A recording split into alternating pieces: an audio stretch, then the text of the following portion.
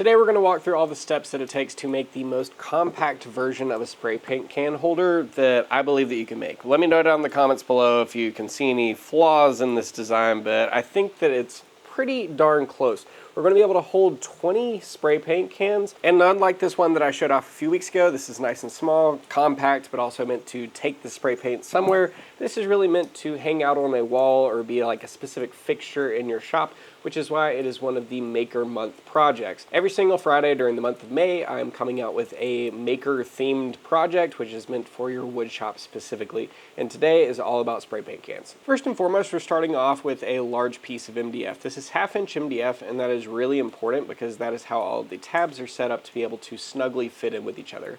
MDF has this really great thing where it is as close to 1/2 inch as possible, whereas the different types of plywood that you have might vary a little bit more. So if you are using plywood on this project, make sure you get as close to 0.5 inches as possible because these tabs are set up to accept 0.51 inches, so there's a little bit of variability, and you'll see later on that we're going to have to use our mallet to put this properly together, but it definitely can be taken apart later if you do not put any type of screws or glue in it. Now we're only going to be using one of the 3 bits that you need to CNC with me. We're using the Downtown Jenny for everything that we're doing in this. Not only pockets, but also profiling, so you don't have to have any type of bit changes. I do also want to mention that this is 24 inches by 30 inches as far as the material that we're working with, so you can use any type of scrap MDF that you have around. So as some of y'all might have noticed in the very back there, you can see a power pole. I currently have a power pole in my yard, but they have yet to run the power down and trench out to the shop, so that is why I'm sitting out here in the garage, and you can see right here that I am blowing off all of the MDF just out and about. Unfortunately, I did actually have a power company here today, and they were going to be trenching out there, but it started to rain, so they all left. So, you know, another day, another dollar. One of these days I will have power, I swear. But we have now cut out all of our parts. Let's go ahead and do our mystery file, and then we'll talk about how we put this together and how useful it is. Well, it is time for this week's mystery file, and if you're new here, that means that Mitz sends me over some mystery G-code. I load it into the CNC machine, set everything up the way that he tells me, and then press go. We're just going to be using one of our bits today, and that is the Downtown Jenny. I'm going to be cutting some MDF and doing some stuff. I don't know. Let's see what happens. Well, that's cool. Mitz has been doing some like weird stuff lately, and even just watching it go, I don't know how he toolpathed this, because profiles would intersect each other. I don't know. Super cool. Thanks, Mitz. We have got our 2 sidewalls. We have our 3 shelves with both the holes and the stopper on the back. We have our very top shelf that is just going to accept the cans. And then we have our very bottom shelf, which is just the lip that the back of this is going to sit into. And once we put all these together, we're going to have a completed rack. The assembly portion of this is really simple, but there's a few things that we need to pay attention to. Every single one of these is built, and the tabs are just a little bit higher than the center point of the material. And that's really important because you want the tabs to be on the top and then the tongue to be on the bottom. So right here you can see this is one of the middle shelves. The tabs are on the top and the tongue is on the bottom. And if you follow that all the way down, you're going to be left with this one, which once again, tab on the top and tongue on the bottom. We've got our 2 side pieces, and this is meant so that this little notched out corner is going to be facing you. So whatever way you do it, just make sure that this notch is facing inward. All right, so let's go ahead and fit everything together. Now, what I said earlier is really important, is because this 1/2 inch MDF is meant for these slots specifically. We really want a very tight friction fit, and we don't want a lot of slop. So this is really in there right now. As you can see, I'm able to pick this up without any type of glue or screw. It's not falling out, and it's not having a lot of slop behind it. And it's because of the material that we're using. If you just go in and grab some 1/2 inch plywood and cut this out, there's a probability that it is going to have a little bit of looseness built into it, because there's a lot of difference between Baltic birch plywood or construction plywood or 1/2 inch OBS or 1/2 inch flooring. There's a lot of different variabilities. So if you have some MDF, make sure you measure it first, but get as close to 0.5 inches as you can. And then the next 3 of these really just go in the exact same.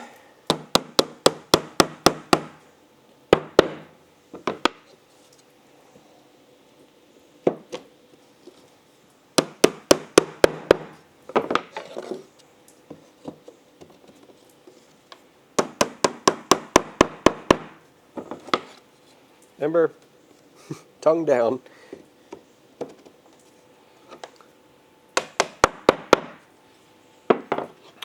right.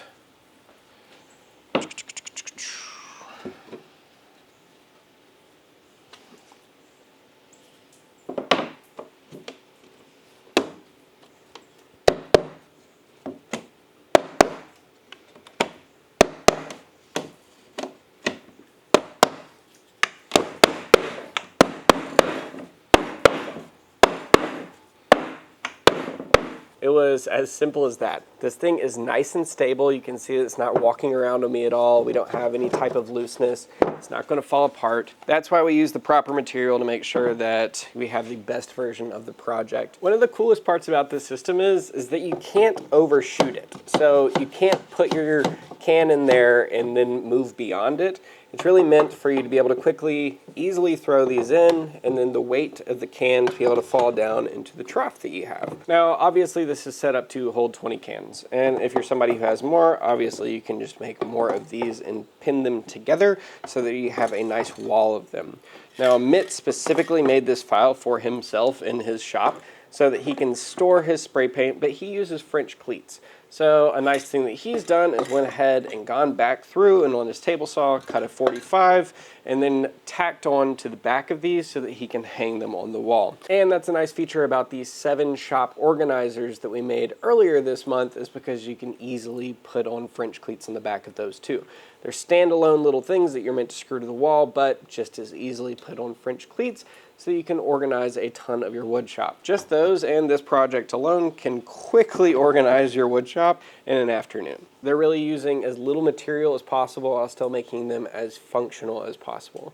But at the end of it, we had this nice, really robust area that we can keep all of our spray paint without using any type of glue or screws. The very first person on CNC with me to go ahead and cut this out and then post a picture of it on cncwithme.com is going to be getting a $25 Jenny Bits gift card. Obviously, we've got the toolpath tutorial over on CNC with me, which is going to help break down how we actually cut this thing out on the CNC machine a little bit better. But if you have a bigger machine like this, it is no problem to be able to cut out 2 of these on one piece of MDF, easy peasy. I just went ahead and did one of these because this is just the piece of material that I had lying around. Now, next Friday is the last Friday of Maker Month, and it is the final project of Maker Month. Obviously, we're still going to be doing a project every single Friday, but this one is specifically for the wood shop, and I hope that y'all are going to like it because I've been working on it for a good amount of time, and I think I've got everything dialed in just right, but we'll see how it turns out. I hope to see y'all there next Friday. All right, bye.